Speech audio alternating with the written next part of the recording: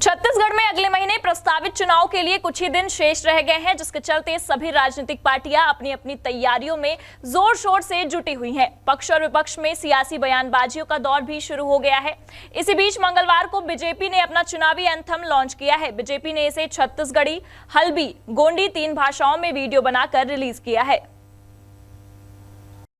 BJP के anthem की launching कार्यक्रम में पूर्व मुख्यमंत्री डॉक्टर रमन सिंह, सह प्रभारी नितिन नबीन, पूर्व मंत्री बृजमोहन अग्रवाल के अलावा कई नेता और कार्यकर्ता मौजूद थे।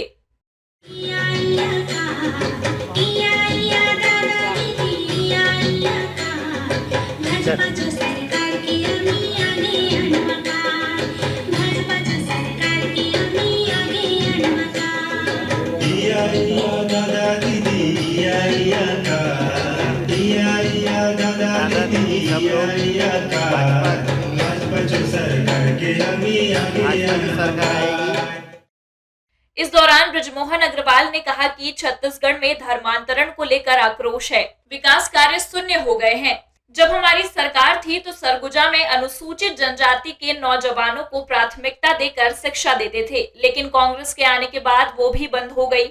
हमारे समय में नक्सलवाद सिकुड़ रहा था, जो एक बार फिर बीच में आ गया है। पूरे देश में छत्तीसगढ़ भ्रष्टाचार के नाम से बदनाम हो चुका है। बृजमोहन अग्रवाल ने कहा कि लोग बीजेपी को जिताने के लिए तैयार हैं, चुनाव का इंतजार कर रहे हैं। वहीं पार्टी के चेहरे पर उन्होंने सामूहिक नेतृत्व की बात कही। सामूहिक नेतृत्व में चुनाव होगा, ये सैया जी ने कहा है, टीएस सिंहदेव जी ने कहा है, और जागदार चेहरे को सामने ला भी नहीं रहे। भारतीय जनता पार्टी का चेहरा तो कमल है, और भारतीय जनता पार्टी का चेहरा मोदी जी है, और भारतीय जनता पार्टी का हर कार्यकर्ता चेहरा है।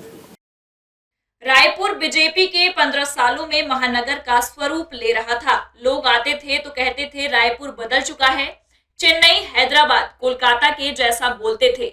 आज रायपुर गड्ढापुर, चाकूपुर हो गया है। 2003 में एक वातावरण बना था, कांग्रेस सरकार के खिलाफ आज वैसा ही वातावरण निर्मित हो गया है। 20 लाख से ज्यादा युवा निराश में डूब गए हैं। युवाओं को लगता है हमारा भविष्य कांग्रेस के राज्य में सुरक्षित नहीं है। पूर्व मुख्यमंत्री ने कांग्रेस पर बार-बार चेहरे बदलने का आरोप भी लगाया।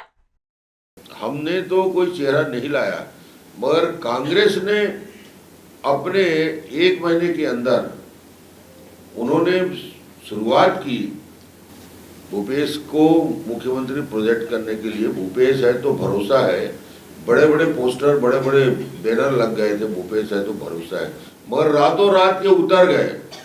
भरोसे की सरकार हो गई और केंद्रीय कांग्रेस के नेतृत्व को कहना पड़ा कि अब हम सामूहिक नेतृत्व की ओर जाएंगे।